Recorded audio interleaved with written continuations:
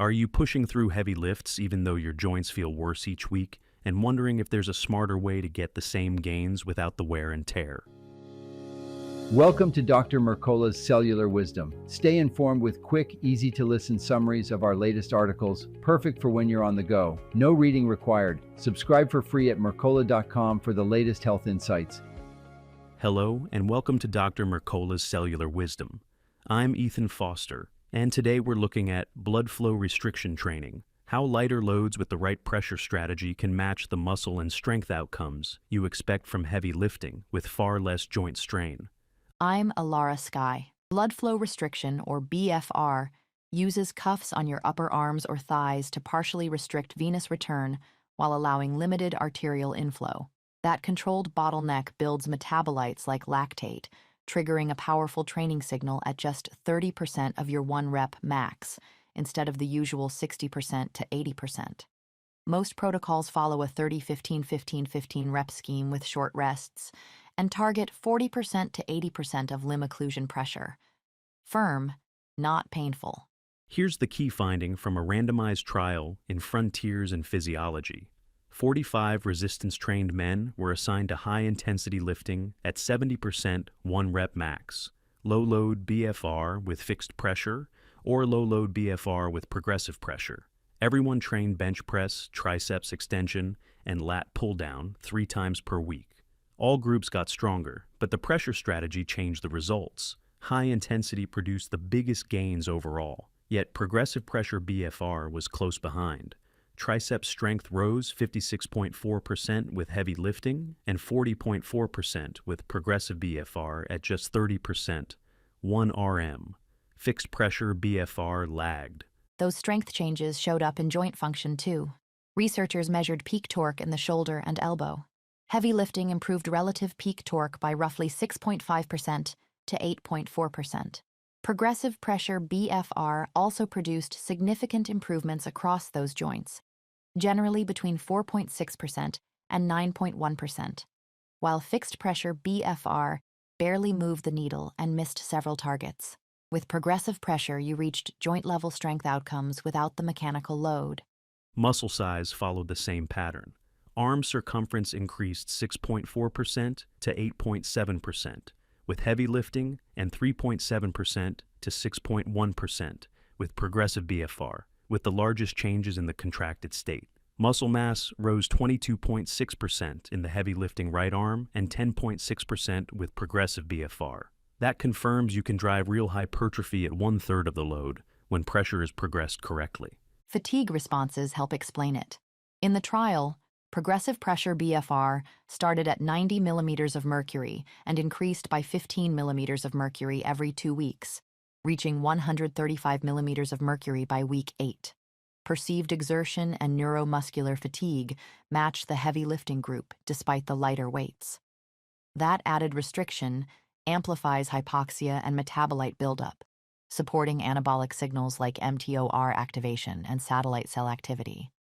Fixed pressure BFR at 100 millimeters of mercury underperformed, suggesting it didn't reach the adaptation threshold. A 2025 sports study compared full-body heavy loading to low-load BFR and reinforced the pattern. The BFR sessions produced a strong internal stimulus with far less external load. Participants completed about 100 more total reps with BFR, rated it easier overall, and still accumulated significant metabolic stress. Heavy weights drove fatigue faster, especially in lower body moves, while BFR fatigue built more gradually and peaked mid-session. Both qualified as high intensity by different mechanisms. Where does this matter most for you? If heavy loading aggravates your joints, progressive pressure BFR lets you keep training frequency high without the recovery penalties. It's useful in rehab after surgeries like ACL reconstruction or joint replacement, and it helps older adults maintain muscle and mobility when high loads aren't practical. Athletes use it during deloads, tapering, or while training around pain. The structure stays the same. 30% 1 RM, the 30-15-15-15 format, and a pressure target in the 40% to 80% limb occlusion range. Benefits extend beyond performance. Because BFR cycles restriction and reperfusion, It can improve vascular responsiveness and support healthier endothelial function and nitric oxide production. Studies also link BFR to increases in growth hormone, IGF-1, and BDNF, which support adaptation in muscle and brain. When paired with aerobic work, BFR may improve glucose uptake and insulin sensitivity. For aging populations, that means a practical way to preserve strength and independence with less joint irritation. Implementation details matter. Dr. Mercola recommends KATSU for BFR because it applies lower, safer pressures in timed inflation-deflation cycles rather than holding static pressure. The cuffs connect to a small controller that manages short inflation bursts, often around 30 seconds, followed by brief releases for multiple rounds. That rhythm helps you build fatigue consistently while avoiding guesswork about tightness, hold time, and progression. If you prefer a simple roadmap, start with the elements shown to work. Use about 30% of your 1-rep max. Follow the 30-15-15-15 structure with short rests. If you're using pressure in millimeters of mercury, progressive restriction performed well in the trial. Begin near 90 millimeters of mercury and step up by about 15 millimeters of mercury every 2 weeks, reaching roughly 135 millimeters of mercury by week 8. Keep the subjective feel firm, but not painful, and prioritize devices that automate pressure cycling so you can focus on effort and form. Let's address common questions quickly. Can BFR build muscle without heavy loading? Yes. When progressive pressure is applied correctly, low-load BFR recruits fast twitch fibers and triggers anabolic signaling even at 30% 1-rep max. Is it suitable for older adults or painful joints? When applied properly, BFR is considered safe and reduces joint stress because the loads are light. How does it compare with traditional training? Heavy lifting relies on mechanical tension at 60% to 80% 1 RM. BFR reaches similar adaptations by driving metabolic stress and local hypoxia at low loads. What gear do you need? Purpose-built cuffs are required. Systems that automate progressive pressure and short cycling, like KATSU, remove user error and standardize the stimulus. If you're training well with heavy loads and recovering smoothly, keep going. But if joint irritation, surgery, or limited equipment is holding you back, progressive pressure BFR is a proven alternative that preserves strength signals while cutting load.